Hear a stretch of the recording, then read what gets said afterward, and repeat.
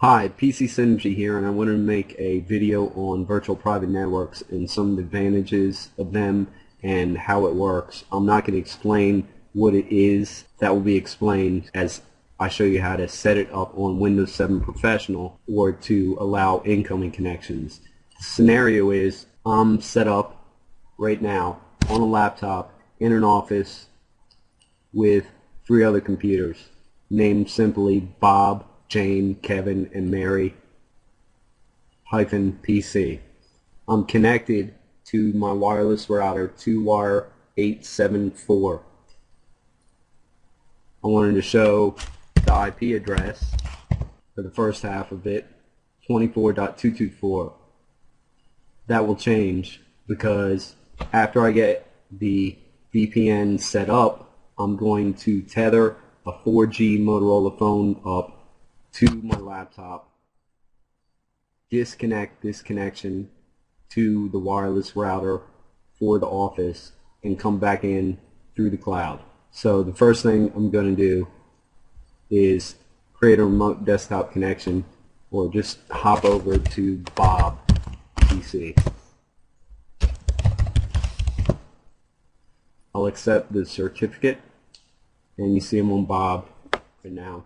And what I want to do is jump into network connections,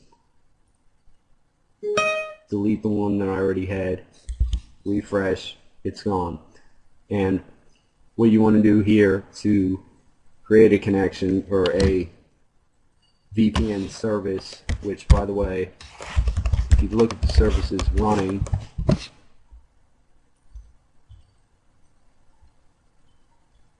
routing and remote access. A routing and remote access service. So the server exists, or the service exists on Windows 7 Professional.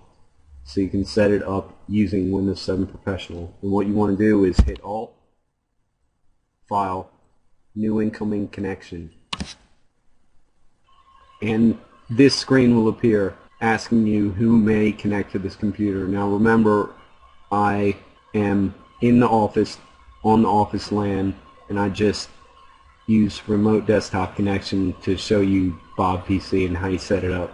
Or I create an extra user named Sam just to show that you can create users and they can access that box, aka PC, server, whatever. And from here you want to click Next, Next again, and it will show you your protocol stack.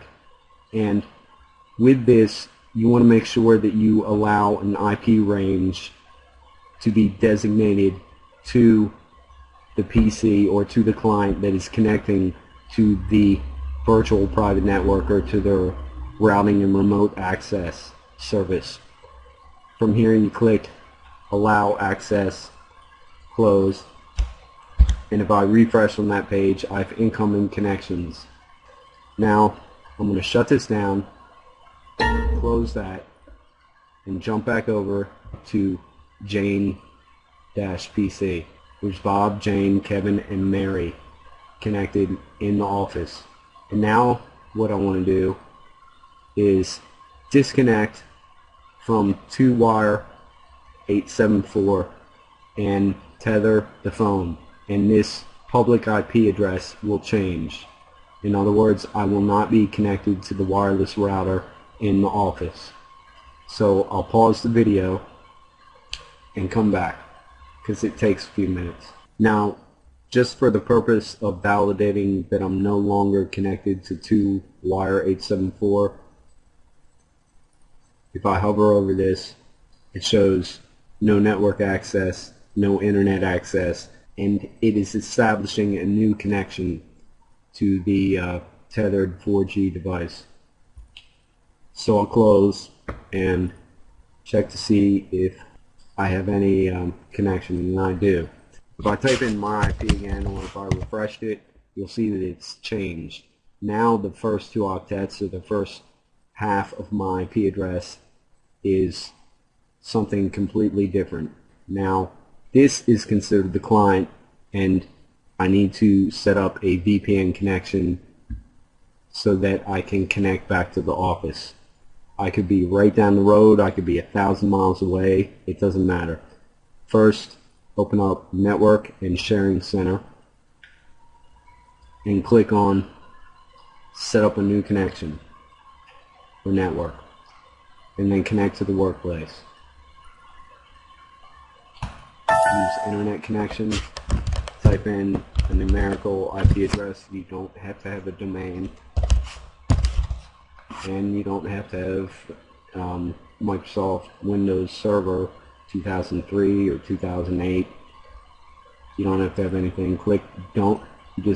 I'm using Windows 7 Professional, so click don't connect now. Just set it up so I can connect later. There's a reason I do that. And remember, I set up an extra user on Bob PC that wants to, or that may want to VPN from a coffee shop or from an airport or from a motel or hotel somewhere miles away. And I'll type in the password, no domain, click create, and I won't connect now because there's one thing that sometimes causes a problem. If I go and check out my VPN connection properties and click on the options tab, include Windows logon domain is checked. Uncheck that if you don't have any domain. And as far as security is concerned, data encryption, we want to require encryption. Disconnect if the server declines. Type of VPN options, you'll have point-to-point tunneling protocol, layer 2 tunneling protocol with IPsec, that means IP security, secure socket tunneling protocol, and IKE version 2. IKE version 2 is for the key exchange, but what will be used is point-to-point tunneling protocol. Leave it as automatic in case it needs to automatically use one or the other or more than one, and click OK. And if I click back here now for the VPN connection, I can click connect. I want to sign in as Sam. Say I'm Sam, and hundreds or maybe 1,000 miles away. And when you first connect to the VPN server, which is kind of a misnomer, but when you first connect, it takes a while. It's registered on the network now, and what I want to show you is that if I go back, remember my IP had changed from the first one to this one, and now I'm connected using VPN, and if I refresh this page, it will be the office public IP. So that's proof that this computer, the client that is connecting through VPN, sees itself as part of that local area network in the office. If I opened up command prompt and type in ipconfig, what you want to pay attention to right here is a point-to-point protocol adapter and the VPN connection. It's given me an internal IP address, a unique address, and I have UNC shares. In other words, I'm not in the office, and I can click Bob PC and look at all the public shared folders. You can add folders and delete folders and assign permissions as you want. I can click on Kevin's or Mary, and that PC has public shares also. So now keep in mind, I'm not connected to the wireless router in the office. I'm miles away. Some of the advantages of this are, one,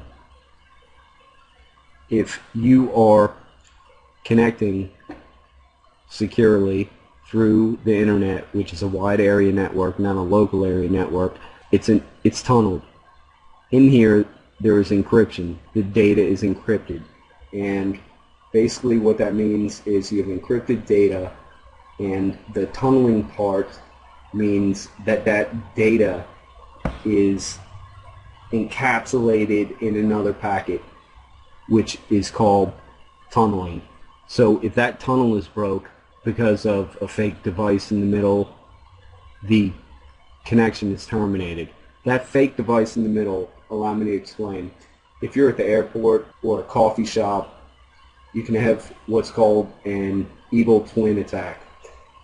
They will kick you off your connection. Say you're at Starbucks and your connection is Starbucks, and they'll kick you off of that. They'll deauthorize you, and they will create on their machine a wireless access point that has the same name. Your computer will connect to it, and everything, all the data that you send will go through their machine and allow them to look through the data. VPN is the solution to this security vulnerability, at least one of them. So those are the advantages to VPN. And to add to that, if you had an office, a small office or home office, and you had employees that work there, and say some of them were a little bit more detail oriented and neat and followed procedure a little bit more than others, like say Mary saves her files in corresponding folders that make sense, but yet Kevin just saves his files everywhere. It's hard to consolidate all the files into one, and furthermore, when you go to back up all those files, or when someone else goes to back up all those files, it's hard because they're all over the place, and some may not be backed up, which is a disadvantage to your business. So that's VPN, and thanks for watching. Hope you learned something, and stay tuned for the next video.